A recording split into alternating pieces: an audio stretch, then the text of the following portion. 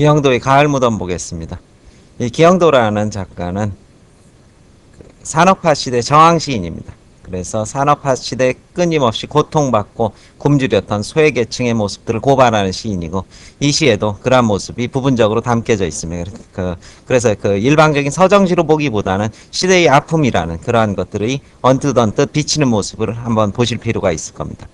그리고 여기 제막매가라고 그랬습니다. 월명사의 제막매가라는 이름이 그대로 붙은 것으로 봐서 누이의 죽음이 시 창작의 계기가 될 것입니다. 누이가 죽었고, 가을 무덤, 가을을 쓸쓸하고 소멸의 이미지가 무덤과 결부돼서 이미 주제가 가을 무덤 자체에 들어있다고 볼 것입니다. 자, 본문 보겠습니다. 누이야, 파리한 얼굴에 철철 술을 부어주랴. 이것이 바로 이 화자의 슬픔일 겁니다. 내 슬픔의 눈물을, 술을 부어주는데 그것은 내 슬픔의 눈물입니다. 시리도록 허연히 영하의 가을에 망초꽃 잎을 덮고 웬 잠이 그리도 길거냐. 누이에 대한 상실감이 담겨져 있습니다. 그렇죠? 그래 누이의 상실감이 깊이 든 잠으로 다시 이제 깨어날 수 없는 잠으로 표현이 되고 있습니다.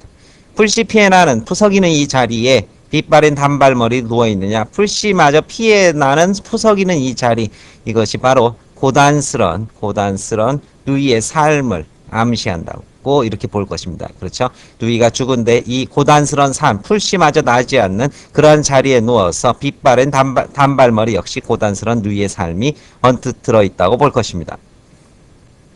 헝클어진 가슴 몇 조각을 꺼내요. 이 얘기는 바로 자신의 내면의 누이로 인한 받은 깊은 상실감의 아픔이죠. 상실의 아픔을 가지고 껄끄러운 내 뼈다귀와 악수를 하면 누이를 마지막 보내는 연결식의 장면이죠. 연결해서 보내면 딱딱 부딪히는 이빨새로 어머님이 물려주신 푸른 피가 배어나온다. 여기서는 이 피라는 것은 바로 푸른 피라고 그랬습니다. 절망과 좌절만이 온몸에서 솟아오른다, 이런 뜻이 될 것입니다. 피가 불지도 못하고 푸른색의 절망과 좌절이 마지막 누이를 보낸 연결식장에서 솟아오른다.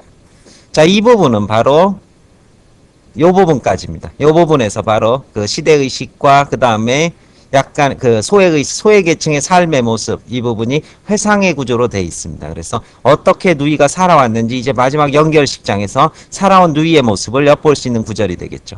물구덩이 요란한 빗줄기입니다. 만만치 않은 시련이겠죠. 구정물 개울을 뛰어 건널 때, 시련 속의 삶을 어린 시절을 보아올 때, 왜라 그리도 숨가락 움켜쥐고 눈물보다 찌찌난 서름을 팔았더냐. 바로 가난의 고통, 그리고 그 소외계층의 삶의 모습이 빗줄기 속 구정물 같은 곳에서 숟가락 움켜쥐고 서름을 빨아온 그러한 삶만을 누이가 살아왔다는 뜻이 될 것입니다. 아침은 항상 우리 뒤편에서 솟아났고, 우리는 어떻게 광명과는 거리가 멀었고, 삶의 평온과는 거리가 멀었고, 맨발로도 아프지 않던 산길 역시 가난에 의한 삶의 고통일 것입니다. 버려진 개암 도탈에 반쯤 씹긴 질척이는 뜬물 속의 밥덩이처럼 부딪히며 하구로 떠내려갔다 끊임없이 어떻게 이러한 가난과 시련 고통 속에서 남들에게 치이고 흔들리는 이러한 삶의 고단한 행로가 이렇게 담겨져 있다고 볼 것입니다. 뜬물 속의 밥덩이처럼 항상 하천의 하구로 떠내려갔고, 아침은 우리 뒤편에서만 솟아났다.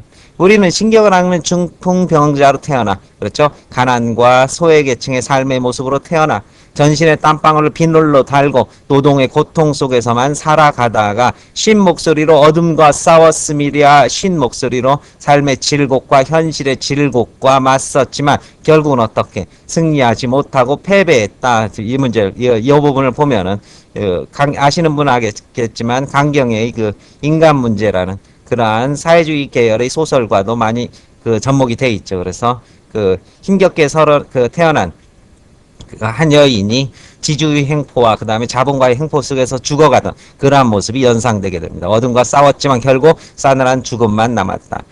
편안히 놓은 내 누이야. 이제 죽어서야 편안해진 누이야.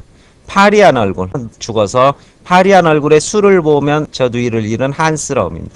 이 한스러움을 누이의 시신 앞에서 한스러운 눈물을 끊임없이 떨어뜨리죠.